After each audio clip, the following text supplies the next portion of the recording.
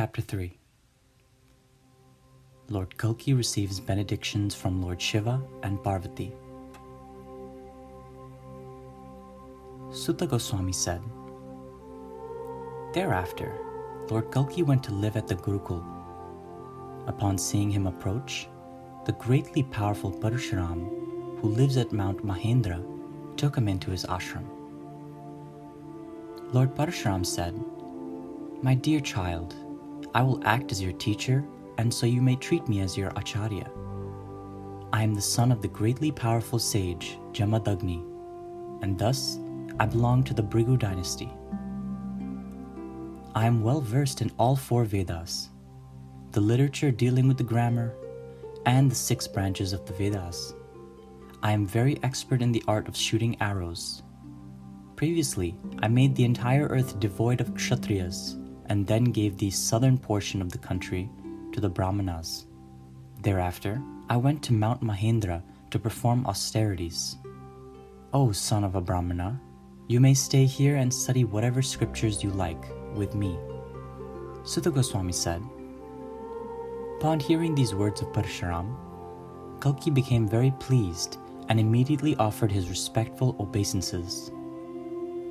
Thereafter, he began to study the Vedas under the direction of his new spiritual master. Soon after, Kalki mastered the 64 arts under the tutelage of the son of Jamadagni. He also learned the Vedas, the branches of the Vedas, the Dhanur Veda, and other departments of knowledge. Thereafter, he folded his hands and spoke to his guru as follows. Lord Kalki said, O my lord, please tell me what kind of dakshina I should give to you so that you will be pleased, and I will thus be able to achieve complete perfection in life. Parashuram said, O great soul, long ago, Brahma prayed to Lord Vishnu, the shelter of all living entities and the Supreme Personality of Godhead, to destroy the influence of Kali. I understand that you are that same Supreme Personality appearing in the village of Shambhala. You have learned the art of discharging arrows from me. You will imbibe transcendental knowledge from Sukdev Goswami and will be awarded a powerful weapon by Lord Shiva. Thereafter, you will marry a woman named Padma from the island of Sri Lanka. Your mission is to re-establish Sanatana Dharma. Thereafter, you will set out to conquer the entire world in course of that conquest, and you will defeat many sinful kings who are representatives of Kali. You will also annihilate many followers of Buddhism, and finally, you will entrust the responsibility of ruling the world to Devapi and Maru. I am fully satisfied just to know that you will perform these pastimes, and so there is no need for any other dakshina. When the principles of religion are re-established, then people will perform sacrifice, give charity, and undergo austerity without impediment. After hearing these words of Parashuram and offering him obeisances 3 times, Lord Kalki, the master of the demigods, approached Lord Mahadev, Shri Shiva, and began to offer him prayers. After offering his respectful obeisances to Lord Shiva, who is very easily pleased, and worshipping him with devotion, Lord Kalki began to speak, keeping his mind fully under control. Lord Kalki said, O Lord Shankara, you are the oldest of all, the husband of Gauri, the Lord of the universe, the only protector of the living entities, and the shelter of everyone. Your neck is decorated with the serpent Asuki. You have 3 eyes and 5 heads. You are always absorbed in transcendental ecstasy, and you award liberation to your devotees. I offer my obeisances unto you. You are the Lord of mystic yoga and the destroyer of lusty desires. Your form is fearful to behold. Your head is always wet with the water of the Ganga. The matted hair on your head looks most enchanting. Your forehead is decorated with the mark of the half moon, and you are the personification of Mahakal, time. I offer my obeisances unto you. You frequent crematoriums in the company of ghosts and hobgoblins, and you carry a trident and other weapons in your hands. At the time of annihilation, the entire creation is burnt to ashes by the blazing fire emanating from your anger.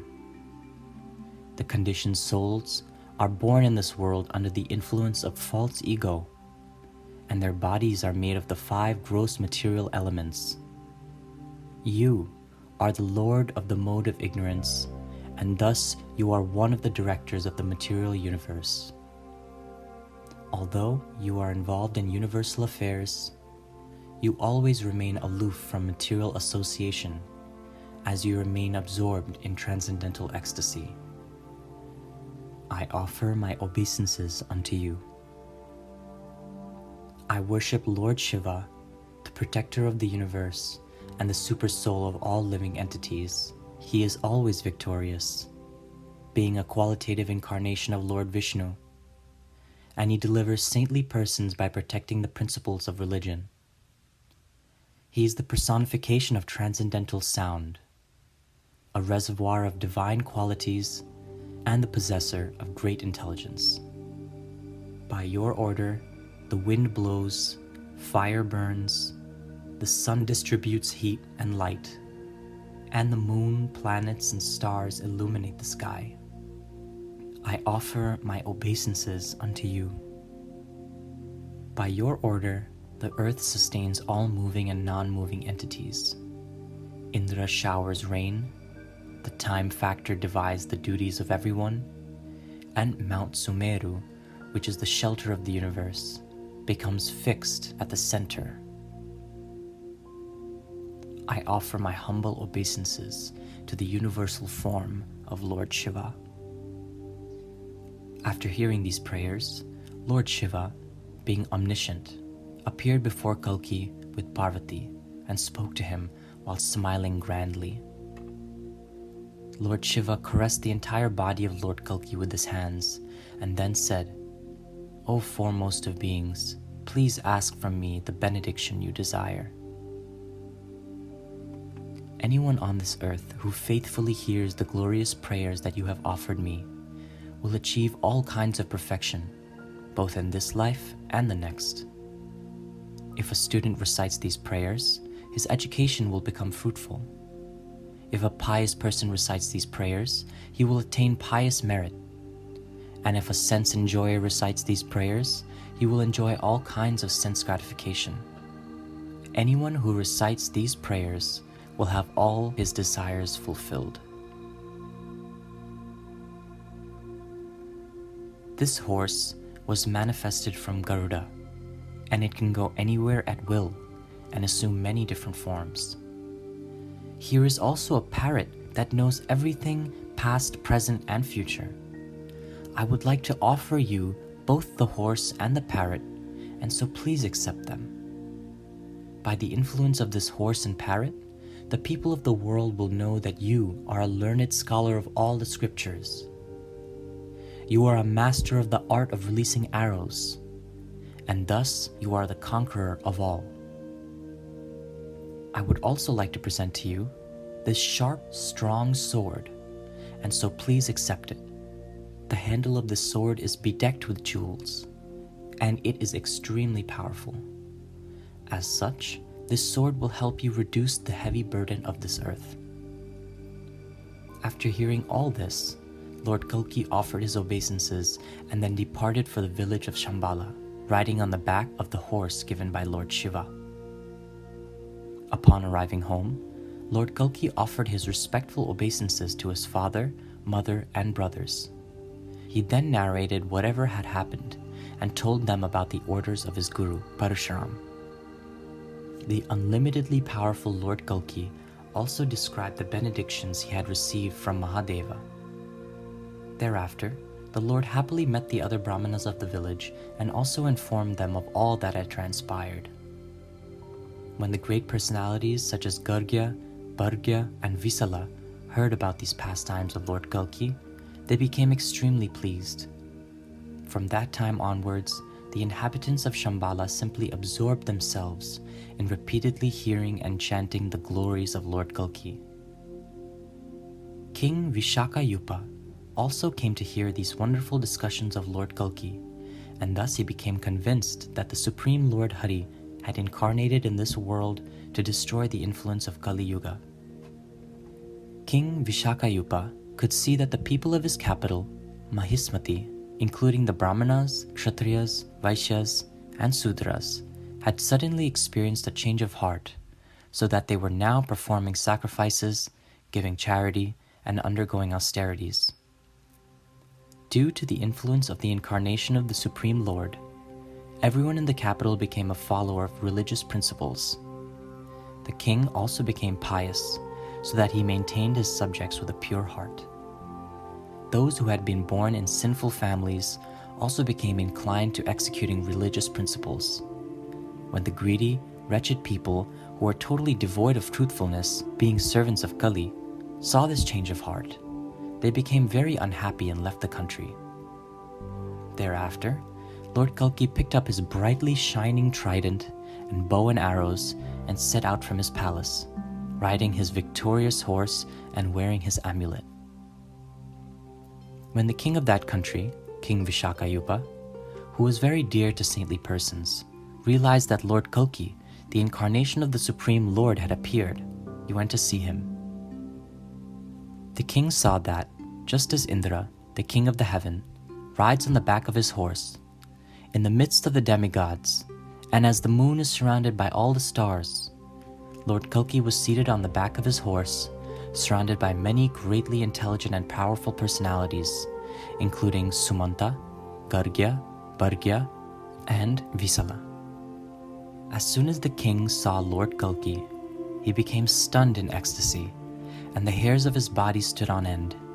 He offered his obeisances to Lord Kalki, so that by his mercy, the king also became a devotee of the Lord.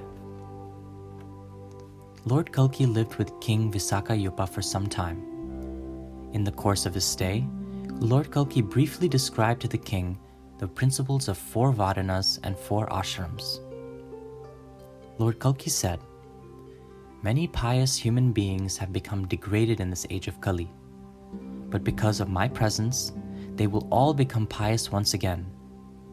Now, I would like that all of you worship me by the performance of a Rajasuya sacrifice and a horse sacrifice.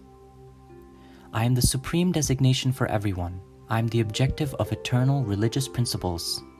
Religion, sin, destiny, the time factor, nature, deeds, and the samskaras are my followers.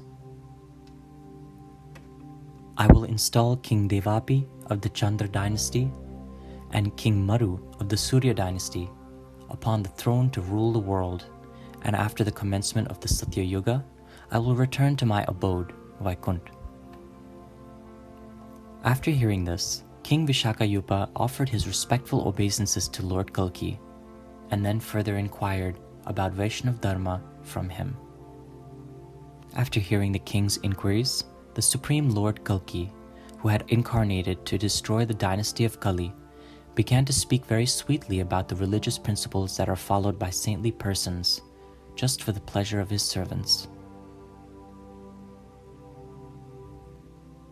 Thus ends the translation of the 3rd chapter of Shri Kalki Puran. Shri Radha.